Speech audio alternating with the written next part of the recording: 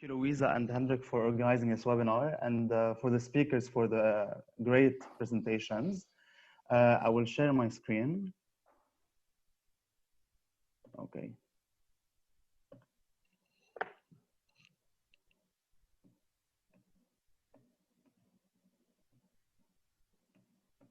Can you see it? Yes. Okay.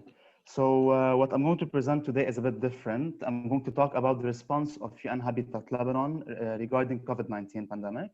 So first I'll start with a brief introduction, then talk about the rapid field assessment, then the ongoing project, which is the provision of hand washing stations, and then the completed one, which is the distribution of hygiene kits. So Lebanon is a highly urbanized country. 90% urban by population, 65% of its inhabitants living in 5 main urban agglomerations: Beirut, Saida, Tripoli, and Tyre and Zahle. To date, UN Habitat's national response operates based on a number of national directives, guidelines, and documents.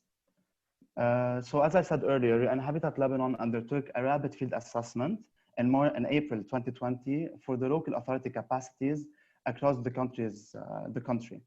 So there were 4 main objectives, which are: 1, identify current response undertaking by local authorities, define gaps and propose solutions through projects and fundraising. 2, understand how to better support local authorities and communities as frontline responders. 3, contribute to a broader coordinated response and by sharing findings with all concerned actors. And 4, identify key urban challenges relating to the response and propose mitigation measures in the most vulnerable locations. So as a first step, we developed a checklist based on the Ministry of Interior and Municipality circular. And this checklist mainly covered the measures that were undertaken by the Union of Municipalities to contain COVID-19, the possibility of establishing coordination platforms, who are the main actors who are actually responding to the virus, the intention of local authorities to establish isolation centers, assessment for the cleanliness of the water resources, urgent livelihood needs, and other emergencies like, for example, hygiene equipment, capacity building trainings for the communities. So there were 4 steps in the methodology. First, we had to identify and select the Union of Municipalities. It was mainly based on the size of the municipality and its exposure to the COVID-19. The second step was to train 4 groups of field team composed each of 3 persons, 1 from technical and 2 from social backgrounds. 3, to conduct the interviews with the head of unions and municipalities. And 4, to identify the immediate, medium, and long-term needs. So mainly the rapid assessment was conducted with 34 union of municipalities and 5 individual municipalities covering 8 governorates. These are some photos from the meetings, and here on the field we're actually taking photos of potential isolation centers. So as preliminary findings, I will just list the most important ones. The Union of Municipalities and Municipalities were fully engaged in the COVID-19 response despite the limited resources. At the level of the governorate, there were a crisis cell to actually follow up on the implementation of the lockdown rules and the monitoring of the COVID-19 cases.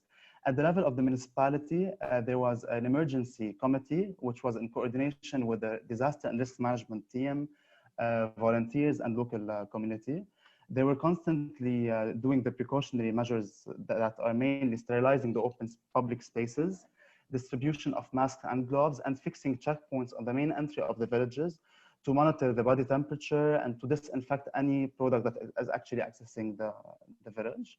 Other findings are mainly that municipalities were obliged to actually help those who are suffering, mainly with food assistance.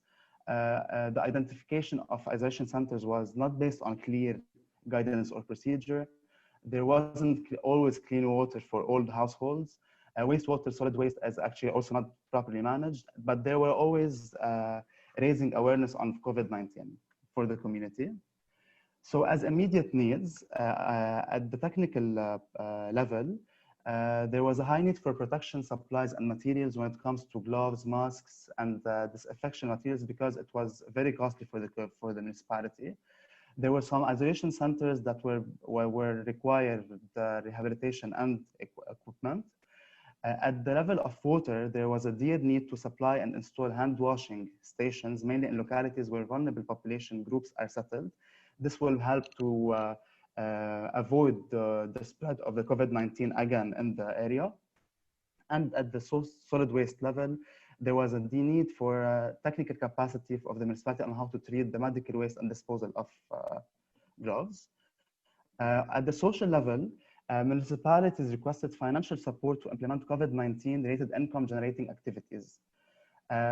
Also, similar thing, they required also food assistance for the communities because of the deteriorated socioeconomic status of the residents, and also awareness and capacity building for the residents. So when it comes to medium and long-term needs, it was mainly on 4 sectors: urban basic services, wastewater, solid waste management and disposal, and affordable housing and shelter.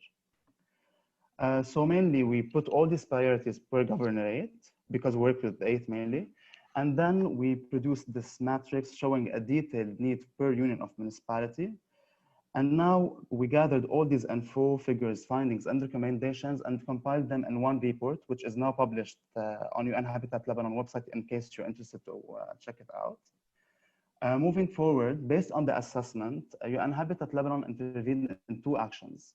So the first one was to enhance the hygiene and awareness practices by the provision of hand washing stations. 22 stations will be located in the public spaces of the most crowded neighborhoods in Beirut and Burj Hamoud, mainly next to the markets, entrances of the neighborhoods, next to religious facilities where there always be crowded areas, where the municipality will be responsible for the maintenance and operation of this product in coordination with the local community, mainly cleaning, water supply. In fact, these stations will contain soap, tissue, and a bin, and people will have the opportunity to wash their hands before and after entering the shops or the neighborhood to reduce the risk of COVID-19.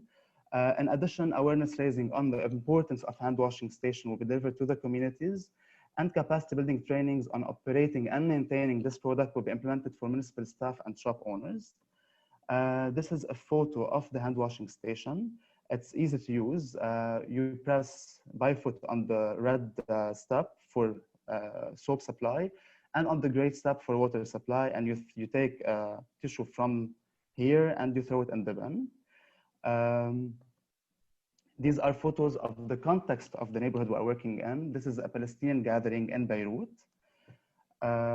And also these are photos of the coordination with the local authority and the local community regarding the identification of the most strategic location of the hand washing stations. This is a draft map of the locations. We will add also landmarks for better referral.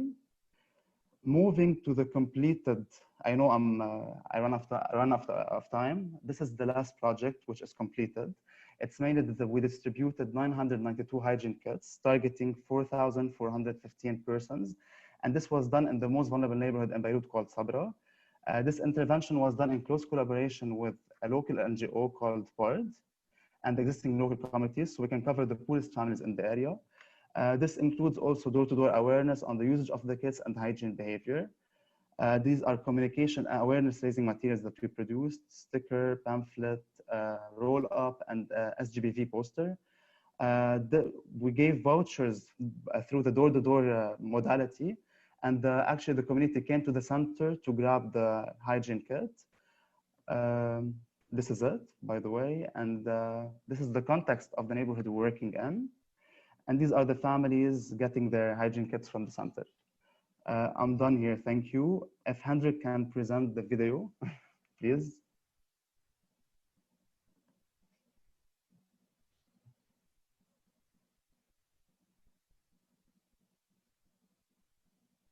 This is for the distribution of hygiene kits.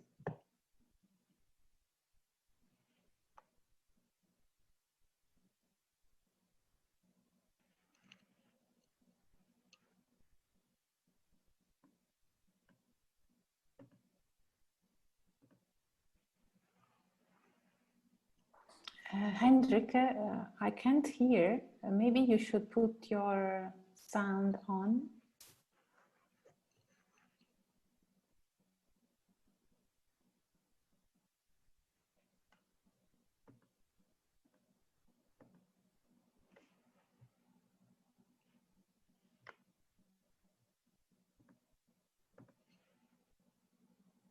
Hendrik, you should probably unmute yourself. Now the COVID-19 pandemic and restrictions. Okay, wait.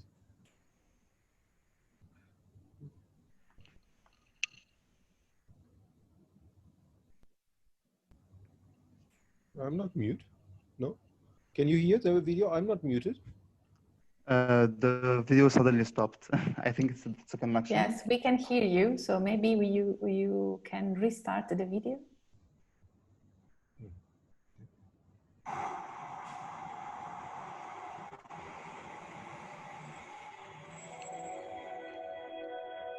استوجب انتشار فيروس كورونا المستجد كوفيد-19 اتخاذ تدابير احترازية قد يصعب تطبيقها ضمن المجتمعات المهمشة، حيث يتعذر توفير الموارد اللازمة.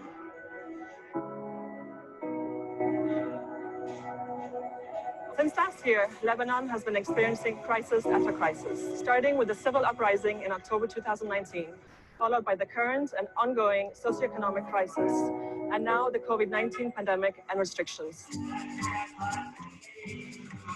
قام برنامج الأمم المتحدة للمستوطنات البشرية UN Habitat استناداً إلى بيانات ملفات الأحياء الحضرية بتحديد عدد من الأحياء المهمشة في صبرا، من ضمنها شارع الجزار والتجمع الدعوك وسعيد غواش وحي الباشا، إضافة إلى مباني غزة وسلوى الحوت.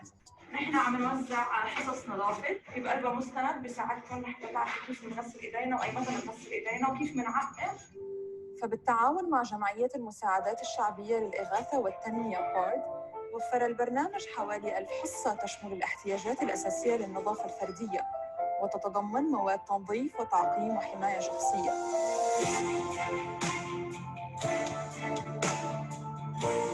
كانت مساعدة كتير حلوة منكم، وأهل المنطقة طبعاً كتير استفادوا من أدوات التنظيف لأنها كتير مهمة لهم، خاصة بالوضع اللي نحن فيه وضع كورونا، وكتير شكراً على هالمبادرة الحلوة. ستتيح هذه الحصص لقرابة 4500 شخص اتخاذ تدابير الوقاية والنظافة المناسبة لمدة شهرين.